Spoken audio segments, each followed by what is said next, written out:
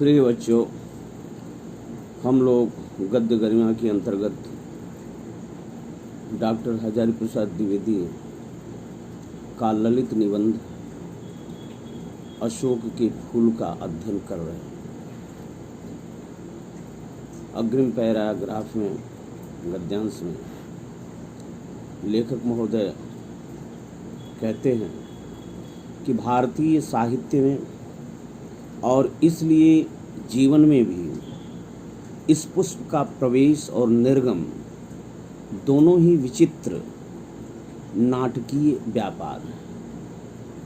निर्गम का अर्थ निकल जाना। ऐसा तो कोई नहीं कह सकता कि कालिदास के पूर्व भारतवर्ष में इस पुष्प का कोई नाम ही नहीं जानता था, परंतु कालिदास के काव्यों में यह जिस शोभा और सौकुमार्य का भार लेकर प्रवेश करता है वह पहले कहाँ था। उस प्रवेश में नववधू के गृह प्रवेश की भांति शोभा है, गरिमा है, पवित्रता है और सुकुमारिता है। लेखक के कहने का तात्पर्य है कि भारतीय साहित्य में अशोक के फूल का आगमन और निर्गमन दोनों एक आश्चर्यजनक विचित्र नाटकीय व्यापार है। कोई नहीं ये बता सकता कि भारतवर्ष में कालिदास से पहले इस पुष्प का, इस फूल का कोई नाम जानता था, लेकिन महाकवि कालिदास के काव्यों में जिस प्रकार से यह फूल जिस शोभा और सौकुमार्य का, सुकुमारता का भार लेकर प्रवेश करता है वह पहले कहीं नहीं था। अशोक के फूल का कालिदास के साहित्य में प्रवेश नववधू के गृह प्रवेश की तरह शोभायमान है, गरिमामय है और उसमें पवित्रता और सुकुमारता भी है। फिर एकाएक मुसलमानी सल्तनत की प्रतिष्ठा के साथ ही साथ यह मनोहर पुष्प साहित्य के सिंहासन से चुपचाप उतार दिया गया। जब मुस्लिम सभ्यता इस देश में अपना स्थान विस्तृत करने लगी तो अचानक यह मनोहर पुष्प साहित्य के सिंहासन से उतार दिया गया। नाम तो बाद में भी लेते थे, पर उसी प्रकार जिस प्रकार बुद्ध विक्रमादित्य का। अशोक को जो भी सम्मान कालिदास से मिला वह अपूर्व था, अर्थात पहले नहीं था। सुंदरियों के आसिंजनकारी नूपुर वाले चरणों के मृदु आघात से वह फूलता था।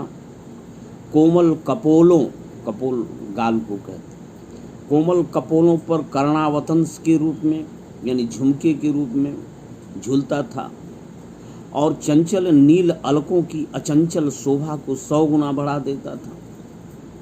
वह महादेव के मन में क्षोभ पैदा करता था। मर्यादा पुरुषोत्तम के चित्त में सीता का भ्रम पैदा करता था और मनोजन्मा देवता के एक इशारे पर कंधों पर से ही फूट उठता था। अशोक किस कुशल अभिनेता के समान झूम से रंगमंच पर आता है और दर्शकों को अभिभूत करके खप से निकल जाता है। क्यों ऐसा हुआ? कंदर्प देवता के अन्य वाणों की कदर तो आज भी कवियों की दुनिया में ज्यों की त्यों है। अरविंद को किसने भुलाया? अरविंद अर्थात कमल। आम कहाँ छोड़ा गया और नील उत्पल की माया को कौन काट सकता? नील कमल उत्पल कमल, नील धन उत्पल नीलोत्पल। नवमल्लिका की अवश्य ही अब विशेष पूछ नहीं है,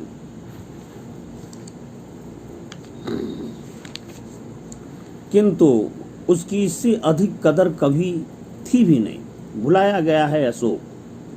मेरा मन उमड़कर भारतीय रस साधना की पिछले हजारों वर्षों पर बरस जाना चाहता है।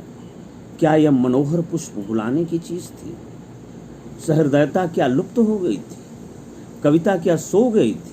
ना, मेरा मन यह सब मानने को तैयार नहीं। जले पर नमक तो यह है कि एक तरंगायित पत्र वाले निफूले पेड़ को सारे उत्तर भारत में अशोक कहा जाने लगा। याद भी किया तो अपमान करके। महाकवि कालिदास के काव्यों में जिस प्रकार अशोक के फूल सुंदरियों के सौंदर्य को बढ़ाने के उपादान थे, मुस्लिम सभ्यता और संस्कृति आने के कारण वह सब काव्यों से अशोक का फूल विदा हो गया। कोई उसका नाम लेवा नहीं रहा, अन्य फूल रह गए। नीले कमल की चर्चा रही, उसका उपमान दिया जाने लगा। काम देवता के फूलों के बाण की चर्चा तो बनी रही, लेकिन अशोक के फूल की चर्चा समाप्त हो गई। ऐसा कैसे हो गया? कमल को किसी ने नहीं भुलाया, आम को किसी ने नहीं छोड़ा, और नीले कमल की माया को कोई काट नहीं पाया। अब अशोक की कोई पूछ नहीं रही, उसे लोग भूल गए, साहित्य भूल गया। अब लोग, कविता सो गई थी, क्या लुप्त हो गई थी? लेखक कहते हैं कि मेरा मन यह मानने को तैयार है। और जले पर नमक छिड़कना अर्थात पीड़ा को और बढ़ा देना, यह है कि एक तरंगायित पत्र वाले निफूले पेड़ को उत्तर भारत में अशोक कहा जाने लगा। याद भी किया तो अपमान कर दिया।